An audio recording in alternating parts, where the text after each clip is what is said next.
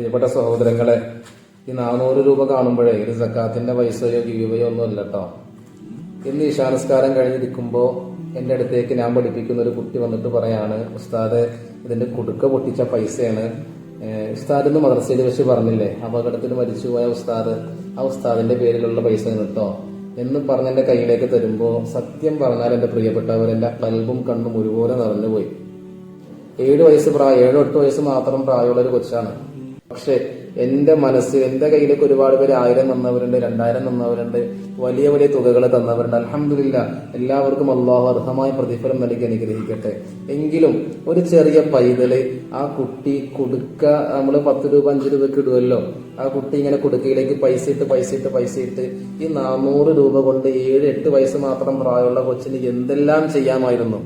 എന്നിട്ടും ആ കുട്ടി ഉസ്താദെ ഇതാ ഉസ്താദിന്റെ പേരിലേക്കാണ് കേട്ടോ എന്ന് പറഞ്ഞ് എന്റെ കയ്യിൽ ചുരുട്ടി തരുമ്പോ സത്യം പറഞ്ഞ കൽബ് വിങ്ങിപ്പോയി.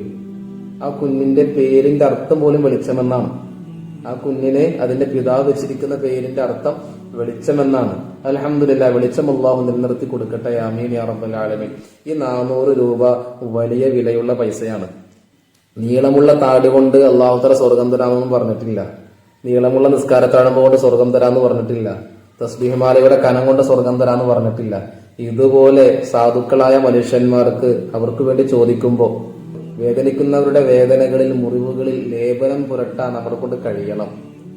കരയുന്നവരുടെ കണ്ണുനീര് ടിഷ്യൂ പേപ്പർ കൊണ്ടല്ല, സ്വന്തം കൈ കൊണ്ട് തുടച്ചു കൊടുക്കാൻ നമ്മളെ കൊണ്ട് സാധിക്കണം. ഏത് പാതിരാത്രി വിളിച്ചാലും എന്ത്